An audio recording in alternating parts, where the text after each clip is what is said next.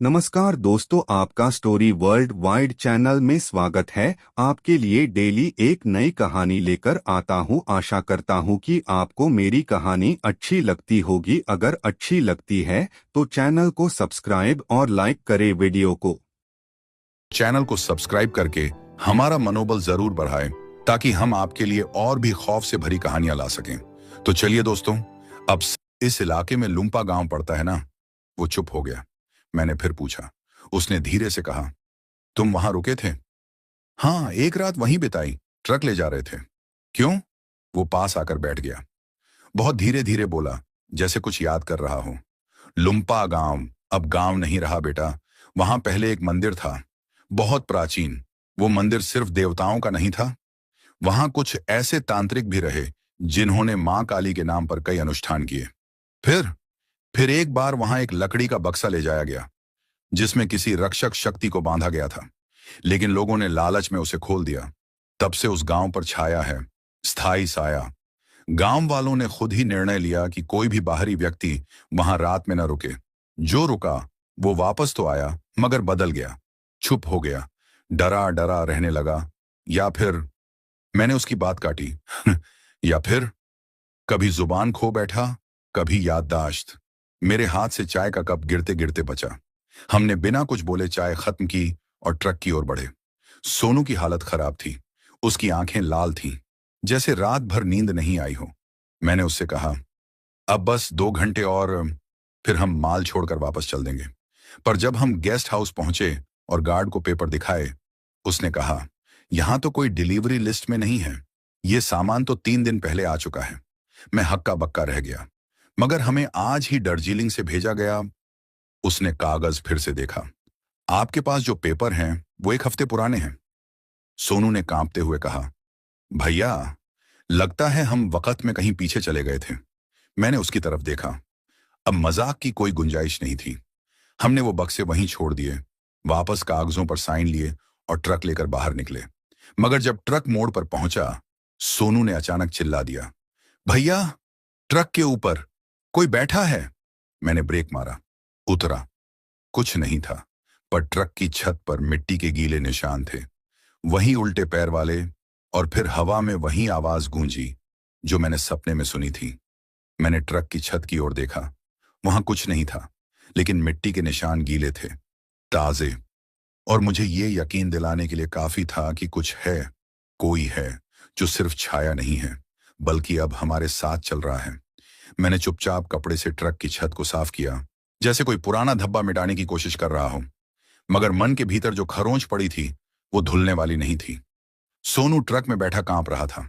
मैंने उसके कंधे पर हाथ रखा, मगर उसने कोई जवाब नहीं दिया। तू ठीक है? मैंने पूछा। उसने धीरे से सिर हिलाया। भैया, वो औरत सपने में हर रात दिखती है। वो मेरे कान में कुछ बोलती है, कुछ ऐसा जो समझ नहीं आता। मैंने उसकी तरफ देखा। उसकी आंखों के नीचे गहरे काले घेरे बन गए थे। वो पहले जैसा सोनू नहीं रहा था। मैंने ट्रक स्टार्ट किया और बिना कुछ बोले आगे बढ़ा। गैंगटॉक के बाहर की सड़कें खुली थीं, मगर हमारे मन के अंदर कोई रास्ता बंद हो चुका था। हम एक चाय की दुकान पर रुके। मैंने 2 चाय मंगवाई। बूढ़ा दुकानदार बर्तन धो रहा था। उसने हमें गौर से देखा, फिर धीरे से बोला, तुम लुम्पा से आए हो? मैंने चौंक कर उसकी तरफ देखा। हाँ, कैसे जाना? उसने मुस्कुराया नहीं। उसके चेहरे पर चिंता की रेखा थी। तुम्हारे चारों ओर साया है, बहुत गाढ़ा। वो आसानी से नहीं जाएगा। मैंने चाय उठाई और पूछा, क्या मतलब? लुम्पा गांव पहले नहीं था, वो बना गया था एक जरूरत के तहत। वहां के लोग वहां नहीं रहते, वहां छुपे रहते हैं। क्यों?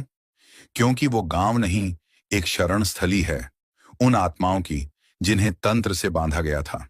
वो जो बक्सा तुम लाए हो, उसमें जो ऊर्जा थी वो अब तुम्हारे साथ है। मैंने गुस्से में कहा, बाबा, ये सब बातें ना कहिए, हम सिर्फ सामान पहुंचा रहे थे। वो बूढ़ा उठ खड़ा हुआ, मेरे कान के पास आकर फुसफुसाया, तुम्हारे सपनों में जो औरत है वो तुम्हारी जिंदगी की सबसे बड़ी परीक्षा बनेगी।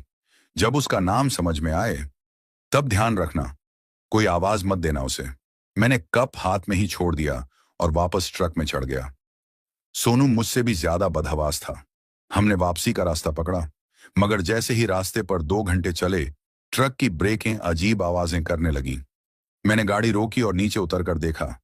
कुछ नहीं टूटा था, मगर पहिए पर एक सफेद कपड़ा लिपटा हुआ था, जैसे किसी औरत की साड़ी का कोना हो। मैंने झटका देकर हटाया, मगर कपड़ा गीला था और उस पर सिंदूर की लकीर जैसी कोई लाल सी रेखा खींची हुई थी।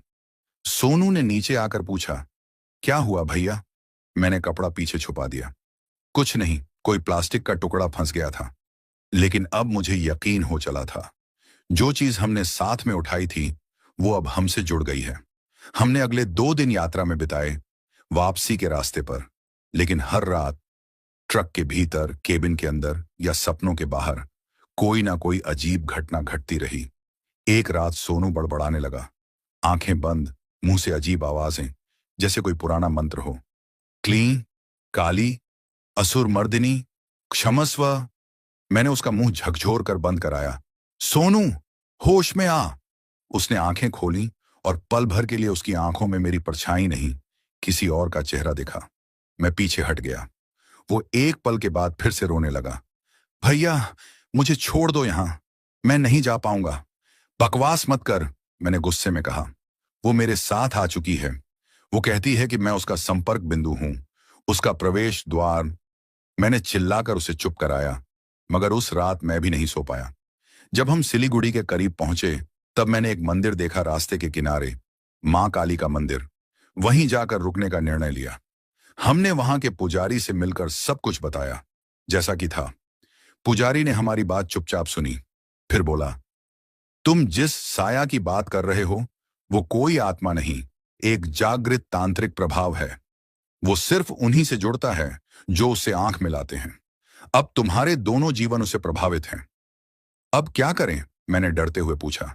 उसका नाम मत लो, उसका स्थान मत याद करो, और जिस बक्से को तुमने छोड़ा था उसे मन का हर संबंध तोड़ दो। अगली अमावस्या को त्रिकाल विधि करनी होगी।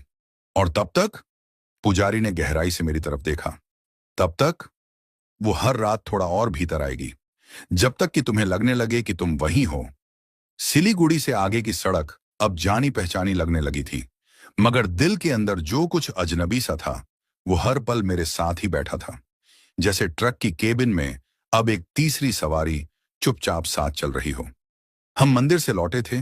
पुजारी की बातों ने दिल की जमीन में कुछ और गहरे डर बो दिए थे।